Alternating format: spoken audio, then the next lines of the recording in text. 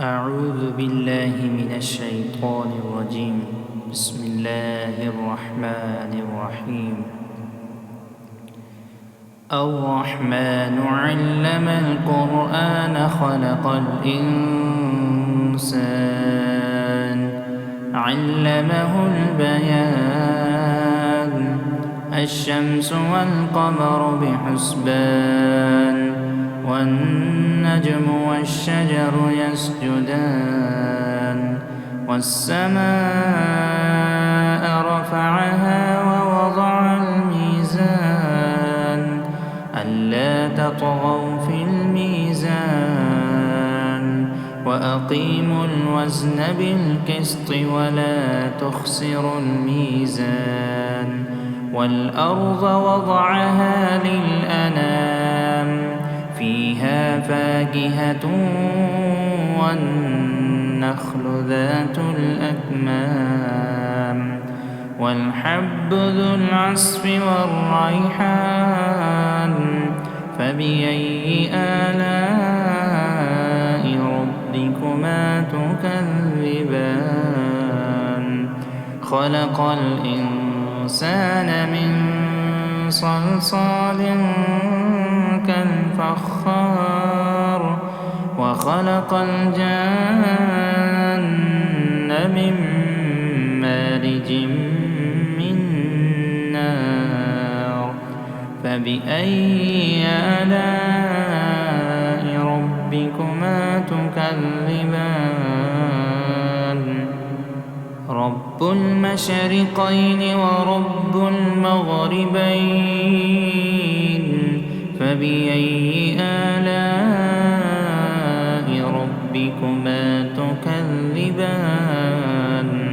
مرج البحرين يلتقيان بينهما برزخ لا يبغيان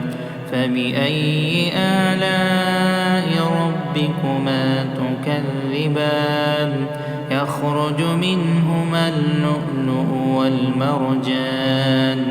فبأي آلاء ربكما تكذبان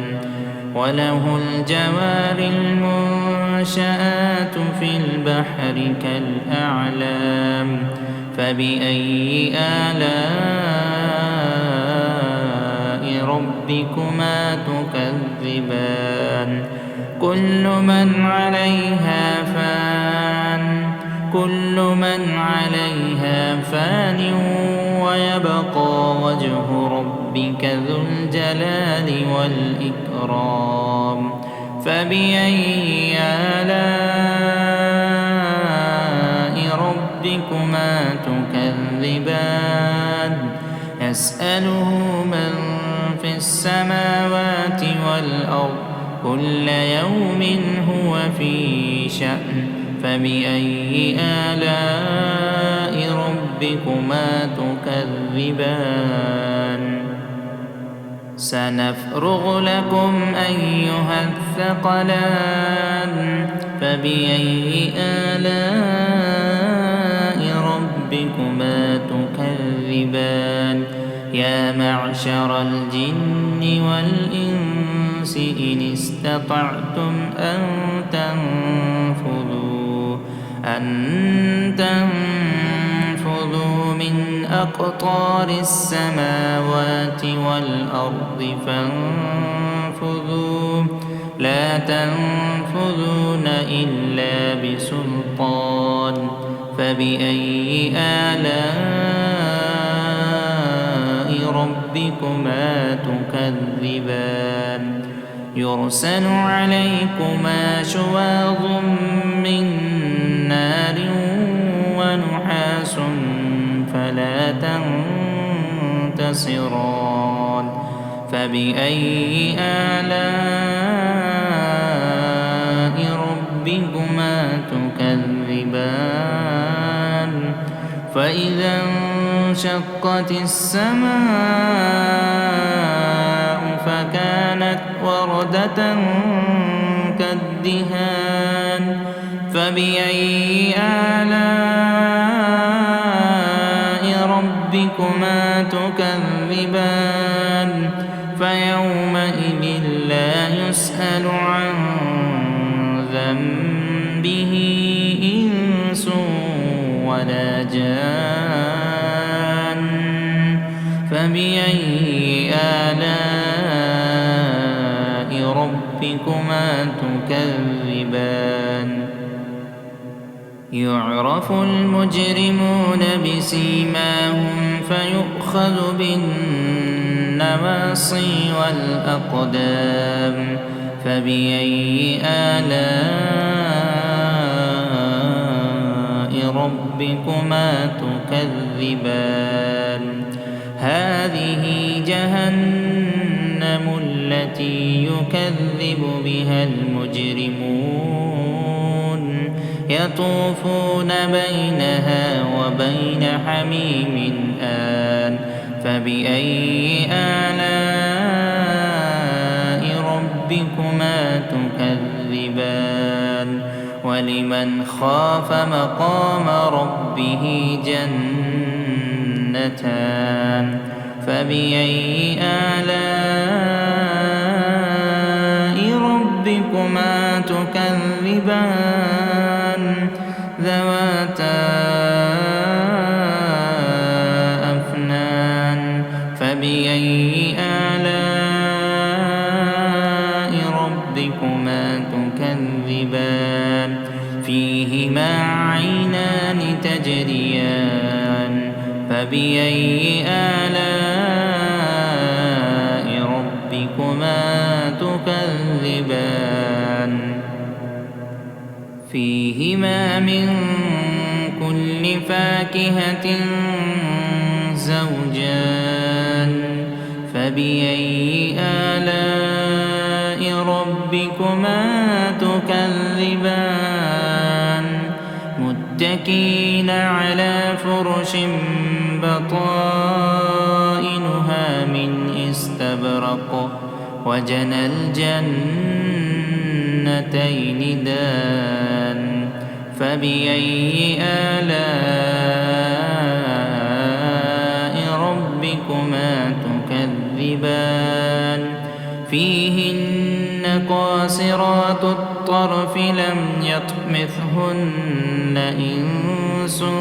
قبلهم ولا جان فبأي آلاء ربكما تكذبان كأنهن الياقوت والمرجان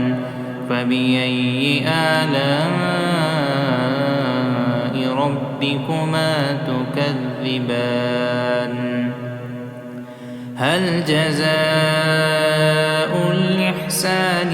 إلا الإحسان فبأي آلاء ربكما تكذبان ومن دونهما جنتان فبأي آلاء ربكما تكذبان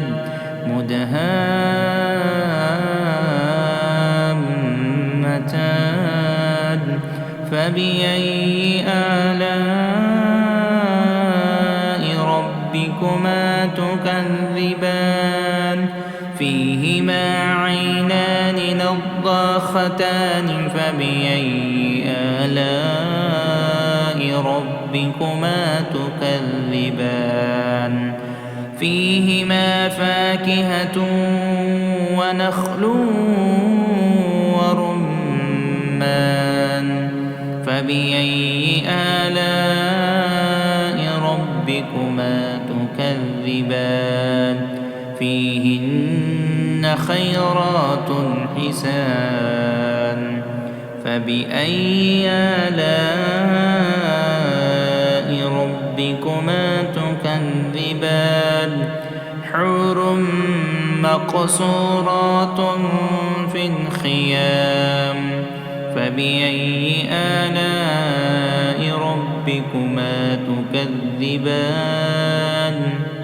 لم يطمثهن إنس إنس قبلهم ولا جان فبأي آلاء ربكما تكذبان متكئين على رفرف خضر وعبقري حسان فبأي آلاء ربكما تكذبان تبارك اسم ربك ذي الجلال والإكرام.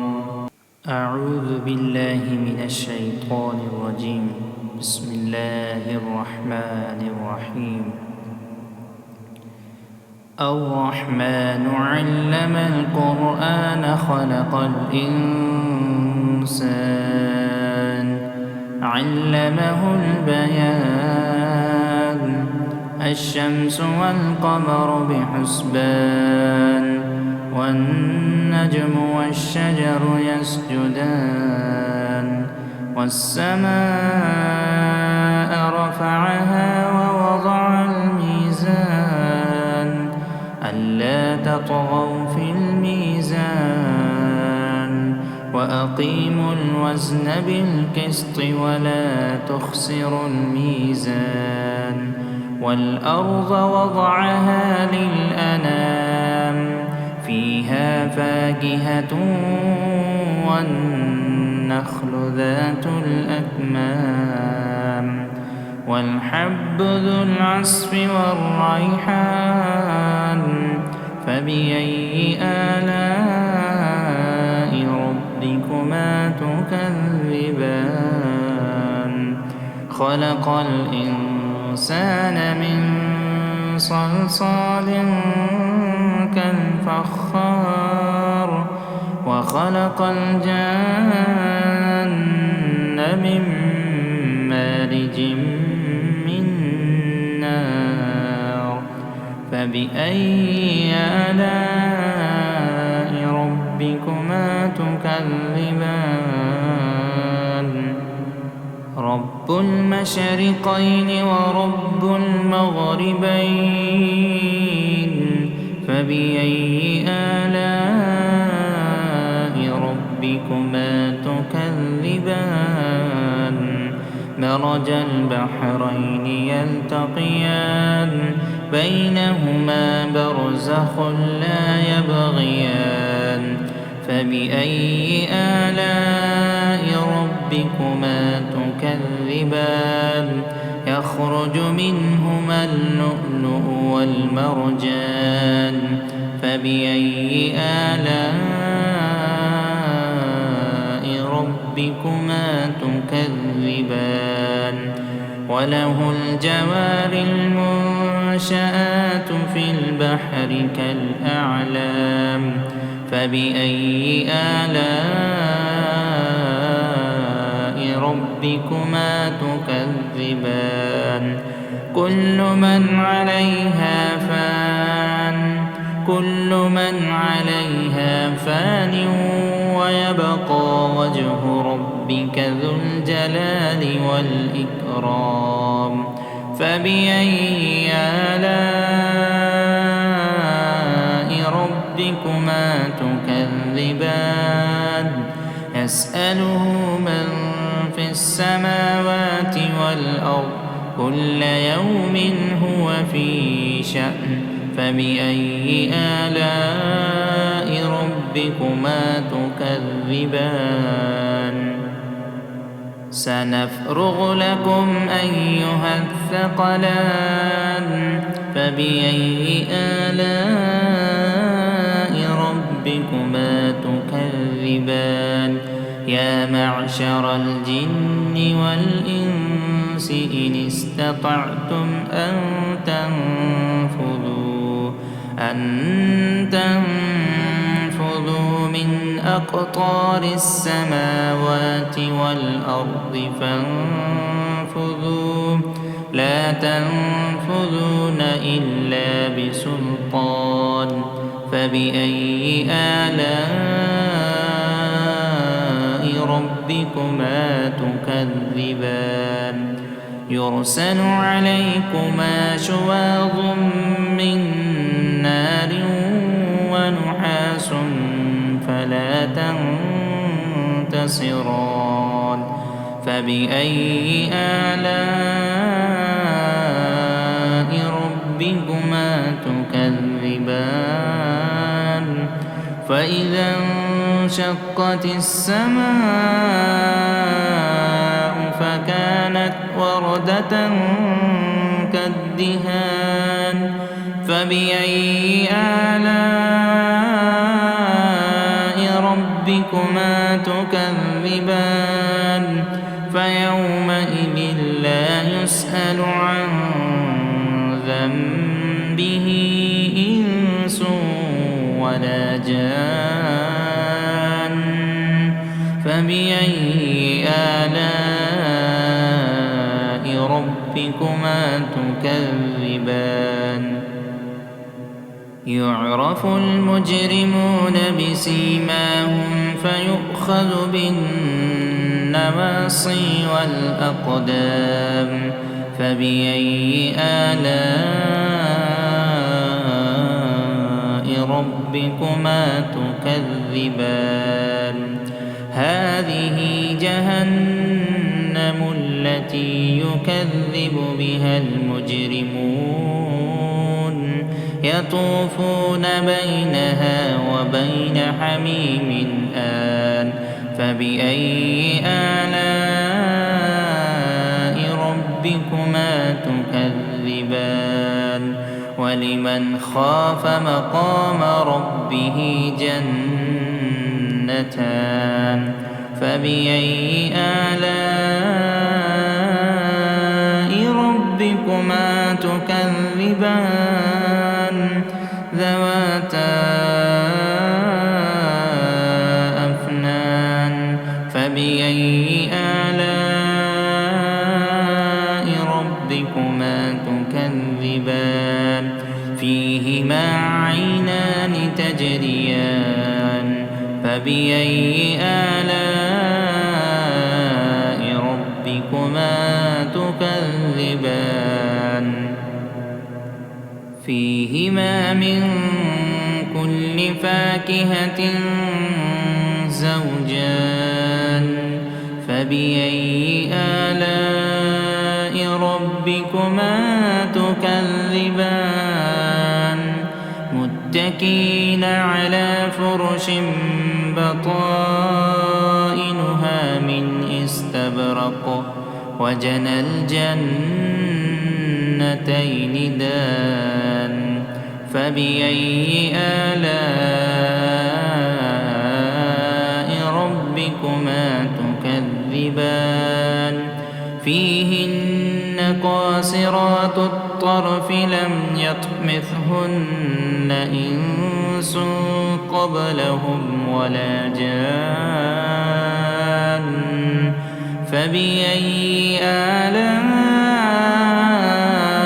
ربكما تكذبان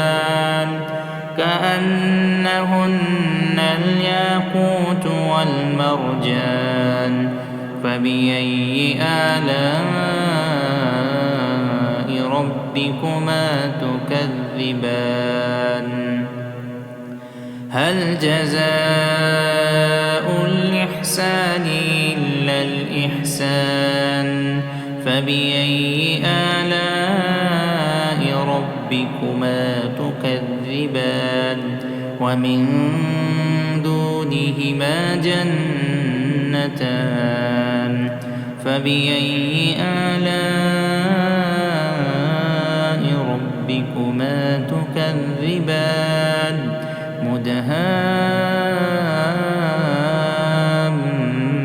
مدهامتان فبأي آلاء ربكما تكذبان فيهما عينان نضاختان فبأي آلاء ربكما تكذبان فيهما فاكهة ونخل ورمان فبأي آلاء ربكما تكذبان فيهن خيرات حسان فبأي آلاء ربكما تكذبان حور مقصورات في الخيام فبأي آلاء ربكما تكذبان لم يطمثهن إنس قبلهم ولا جان فبأي آلاء ربكما تكذبان متكئين على رفرف خضر وعبقري حسان فبأي آلاء ربكما تكذبان تبارك اسم ربك ذي الجلال والإكرام أعوذ بالله من الشيطان الرجيم بسم الله الرحمن الرحيم الرحمن علم القرآن خلق الإنسان علمه البيان الشمس والقمر بحسبان والنجم والشجر يسجدان والسماء رفعها ووضع الميزان ألا تطغوا في الميزان وأقيموا الوزن بالقسط ولا تخسروا الميزان والأرض وضعها للأنام فيها فاكهة والنخل ذات الأكمام والحب ذو العصف والريحان فبأي آلاء ربكما تكذبان خلق الإنسان من صلصال كالفخار وخلق الجان من مارج من نار فبأي آلاء ربكما تكذبان رب المشرقين ورب المغربين فبأي آلاء ربكما تكذبان مرج البحرين يلتقيان بينهما برزخ لا يبغيان فبأي آلاء ربكما تكذبان يخرج منهما اللؤلؤ والمرجان فبأي آلاء ربكما تكذبان وله الجوار المنشآت في البحر كالأعلام فبأي آلاء ربكما تكذبان كل من عليها فان ويبقى وجه ربك ذو الجلال والإكرام فبأي آلاء ربكما تكذبان يسأله من في السماوات والأرض كل يوم هو في شأن فبأي آلاء ربكما تكذبان سنفرغ لكم أيها الثقلان فبأي آلاء ربكما تكذبان يا معشر الجن والإنس إن استطعتم أن تنفذوا من أقطار السماوات والأرض فانفذوا لا تنفذون إلا بسلطان فبأي آلاء ربكما تكذبان يرسل عليكما شواظ من نار ونحاس فلا تنتصران فبأي آلاء ربكما تكذبان فإذا انشقت السماء فكانت وردة كالدهان فبأي آلاء ربكما تكذبان فيومئذ لا يسأل عن ذنبه إنس ولا جان فبأي آلاء ربكما تكذبان يعرف المجرمون بسيماهم فيؤخذ بالنواصي والأقدام فبأي آلاء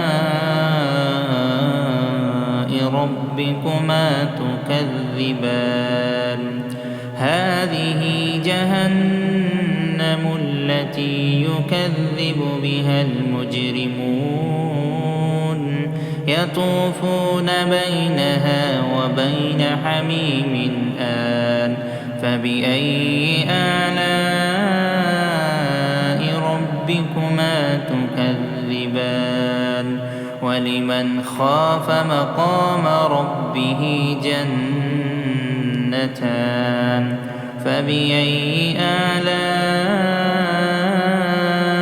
ربكما تكذبان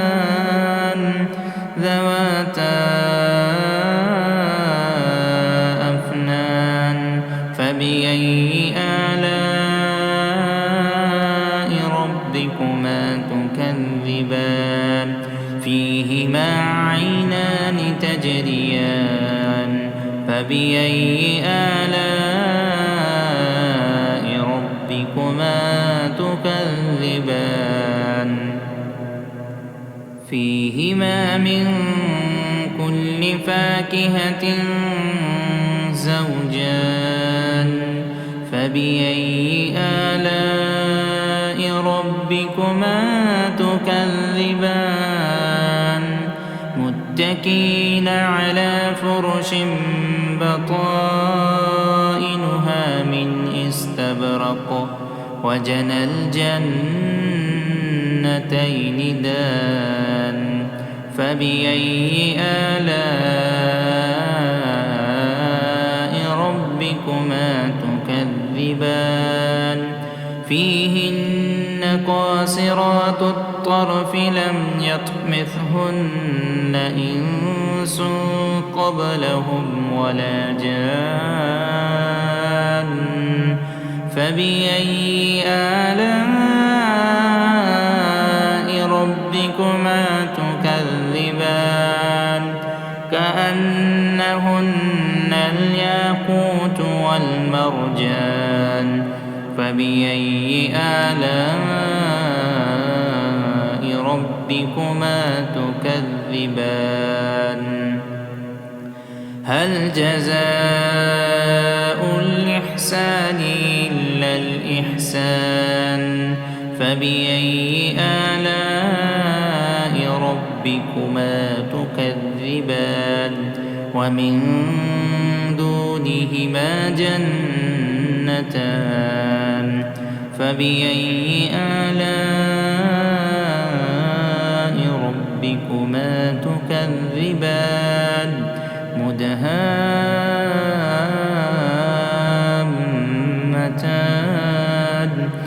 فبأي آلاء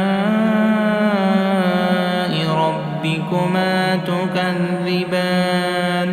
فيهما عينان نضاختان فبأي آلاء ربكما تكذبان فيهما فاكهة ونخل ورمان فبأي آلاء ربكما تكذبان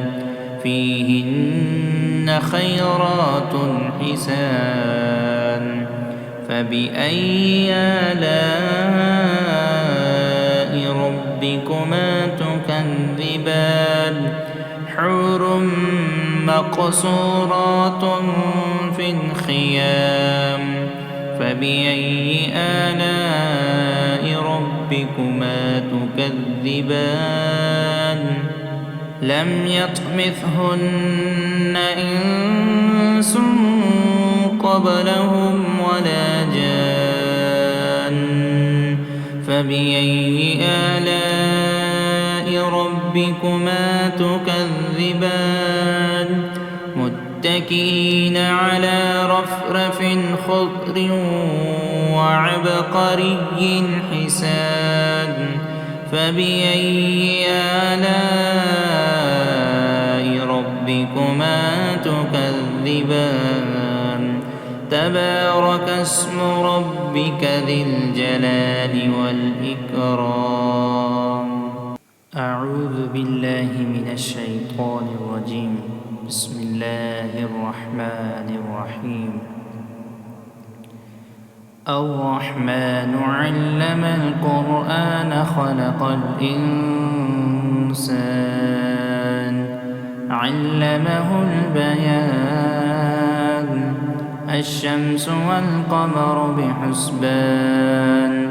والنجم والشجر يسجدان والسماء رفعها ووضع الميزان ألا تطغوا في الميزان وأقيموا الوزن بالقسط ولا تخسروا الميزان والأرض وضعها للأنام فيها فاكهة والنخل ذات الأكمام والحب ذو العصف والريحان فبأي آلاء ربكما تكذبان خلق الإنسان من صلصال كالفخار وخلق الجان من مارج من نار فبأي آلاء ربكما تكذبان رب المشرقين ورب المغربين فبأي آلاء ربكما تكذبان مرج البحرين يلتقيان بينهما برزخ لا يبغيان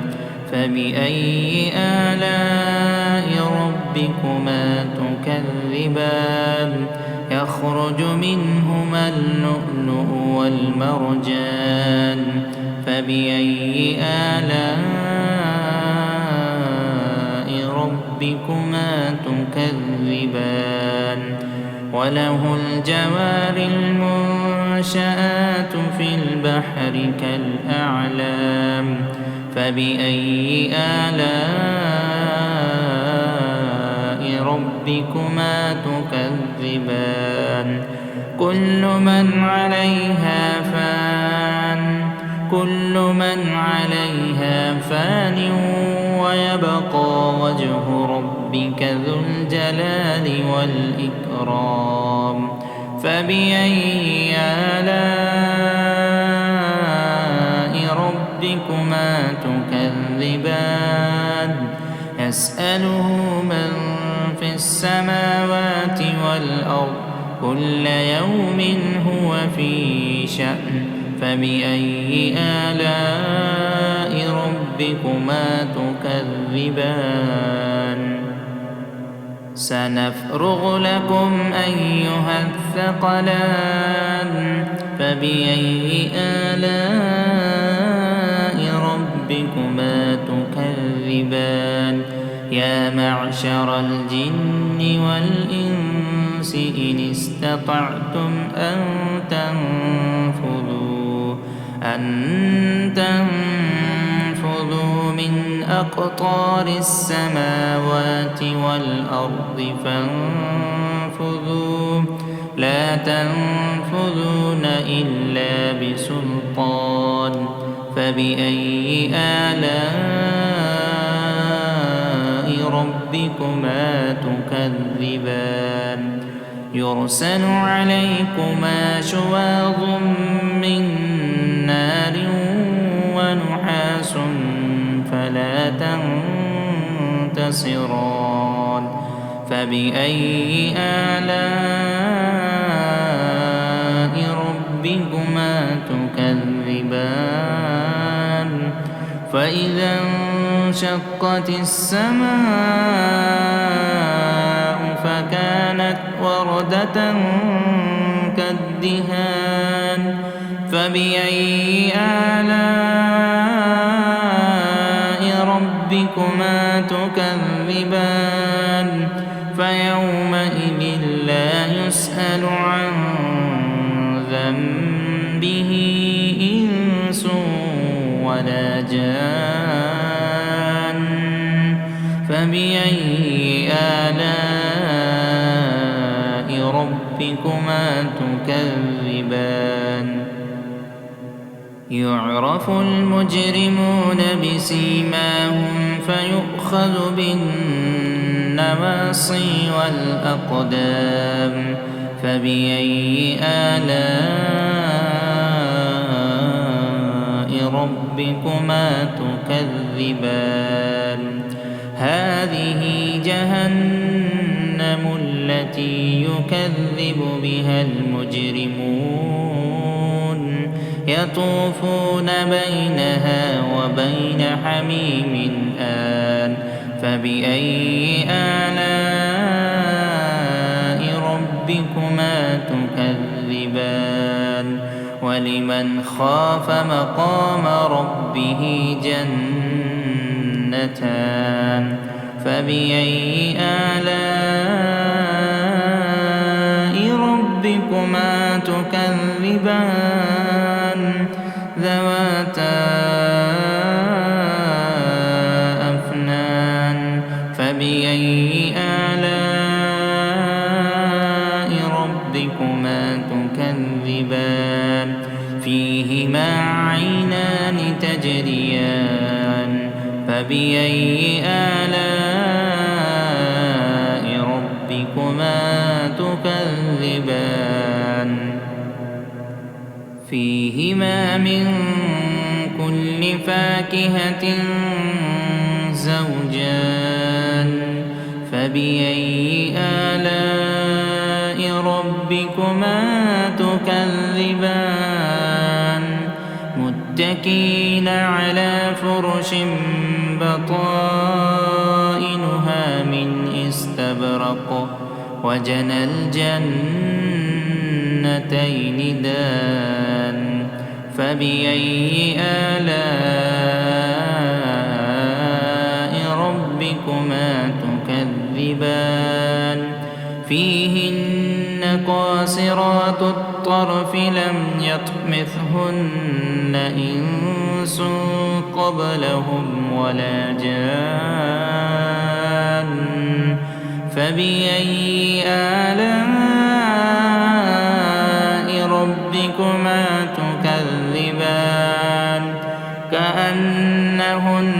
الياقوت والمرجان فبأي آلاء ربكما تكذبان هل جزاء الإحسان إلا الإحسان فبأي آلاء ربكما تكذبان ومن دونهما جنتان فبأي آلاء ربكما تكذبان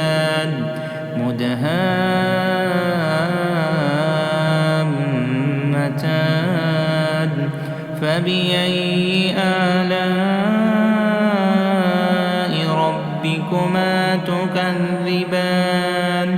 فيهما عينان نضاختان فبأي آلاء ربكما تكذبان فيهما فاكهة ونخل ورمان فبأي آلاء ربكما تكذبان فيهن خيرات حسان فبأي آلاء ربكما تكذبان حور مقصورات في الخيام فبأي آلاء ربكما تكذبان لم يطمثهن إنس قبلهم ولا جان فبأي آلاء ربكما تكذبان متكئين على رفرف خضر وعبقري حسان فبأي آلاء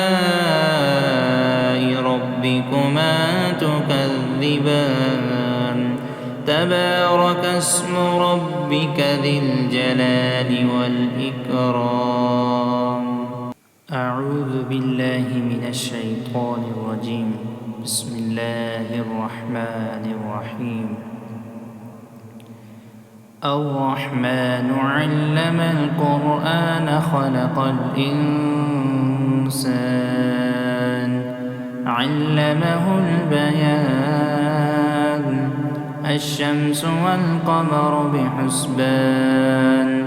والنجم والشجر يسجدان والسماء رفعها ووضع الميزان ألا تطغوا في الميزان وأقيموا الوزن بالقسط ولا تخسروا الميزان والأرض وضعها للأنام فيها فاكهة والنخل ذات الأكمام والحب ذو العصف والريحان فبأي آلاء ربكما تكذبان خلق الإنسان من صلصال كالفخار وخلق الجن من مارج من نار فبأي آلاء ربكما تكذبان رب المشرقين ورب المغربين فبأي آلاء ربكما تكذبان مرج البحرين يلتقيان بينهما برزخ لا يبغيان فبأي آلاء ربكما تكذبان يخرج منهما اللؤلؤ والمرجان فبأي آلاء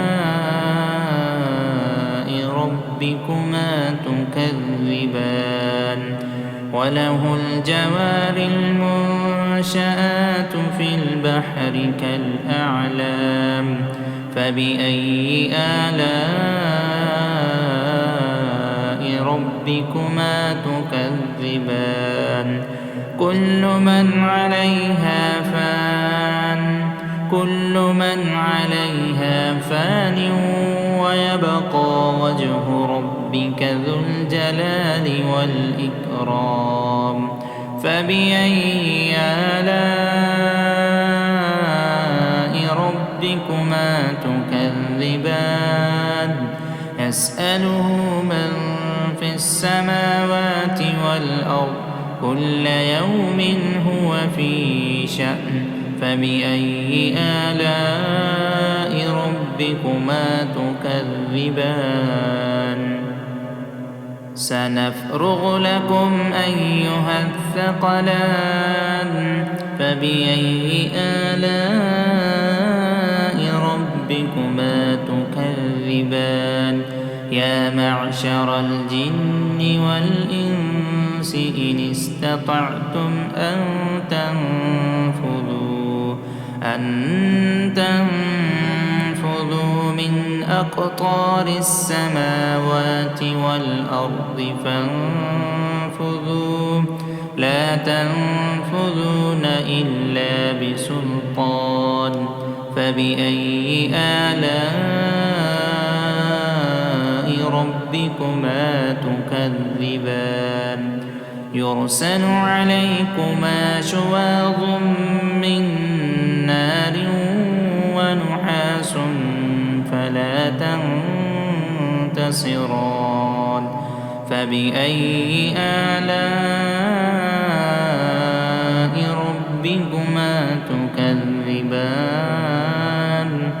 فإذا انشقت السماء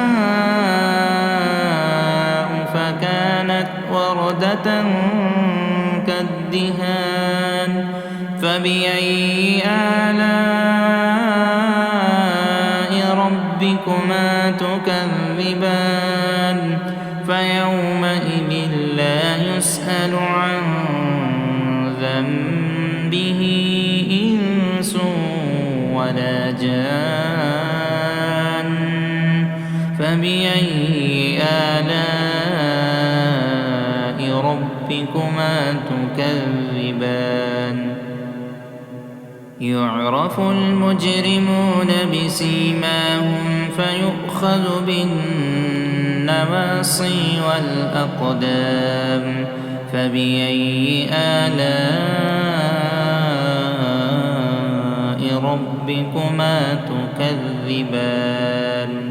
هذه جهنم التي يكذب بها المجرمون يطوفون بينها وبين حميم آن فبأي آلاء ربكما تكذبان ولمن خاف مقام ربه جنتان فبأي آلاء ربكما تكذبان ذواتا أفنان فبأي آلاء ربكما تكذبان فيهما عينان تجريان فبأي آلاء ربكما تكذبان فيهما من كل فاكهة زوجان فبأي آلاء ربكما تكذبان متكئين على فرش بطائنها من استبرق وجنى الجنتين دان فبأي آلاء ربكما تكذبان فيهن قاصرات الطرف لم يطمثهن إنس قبلهم ولا جان فبأي آلاء ربكما تكذبان كأنهن الياقوت والمرجان فبأي آلاء ربكما تكذبان هل جزاء الإحسان إلا الإحسان فبأي آلاء ربكما تكذبان ومن دونهما جنتان فبأي آلاء ربكما تكذبان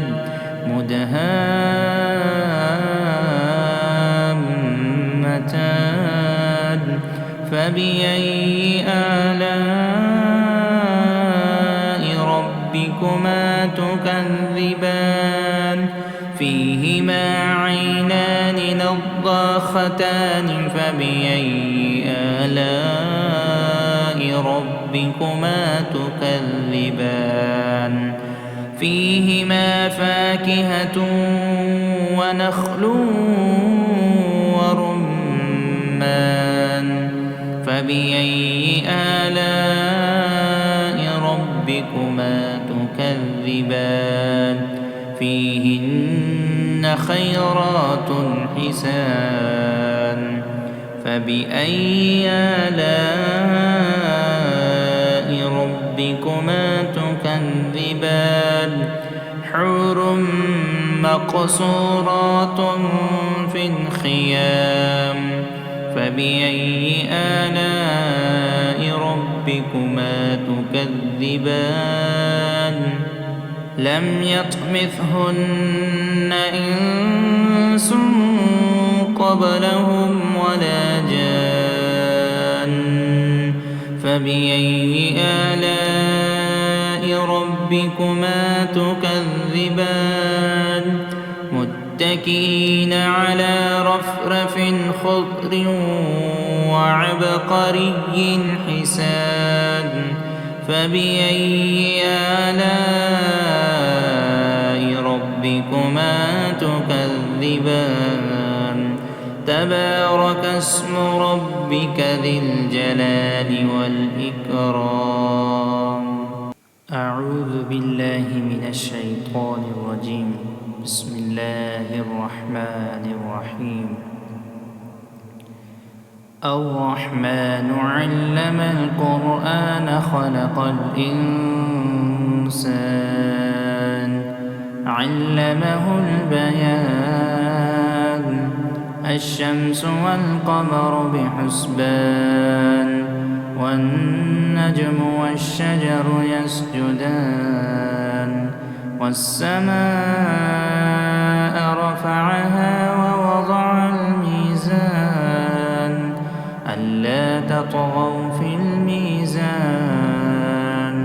وأقيموا الوزن بالقسط ولا تخسروا الميزان والأرض وضعها للأنام فيها فاكهة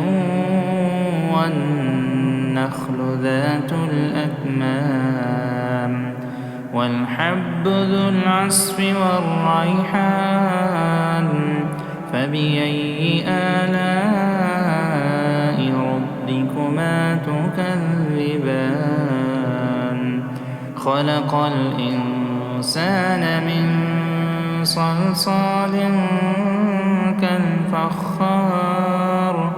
وخلق الجان من مارج من نار فبأي آلاء ربكما تكذبان رب المشرقين ورب المغربين فبأي آلاء ربكما تكذبان مرج البحرين يلتقيان بينهما برزخ لا يبغيان فبأي آلاء ربكما تكذبان يخرج منهما اللؤلؤ والمرجان فبأي آلاء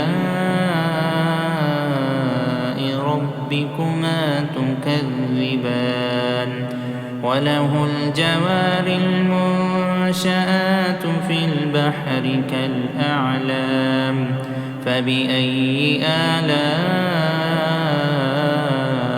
ربكما تكذبان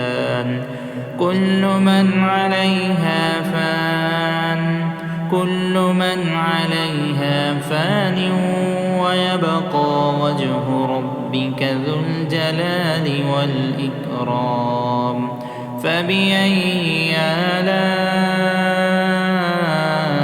ربكما تكذبان يسأله من في السماوات والأرض كل يوم هو في شأن فبأي آلاء ربكما تكذبان سنفرغ لكم أيها الثقلان فبأي آلاء ربكما تكذبان يا معشر الجن والإنس إن استطعتم أن تنفذوا من أقطار السماوات والأرض فانفذوا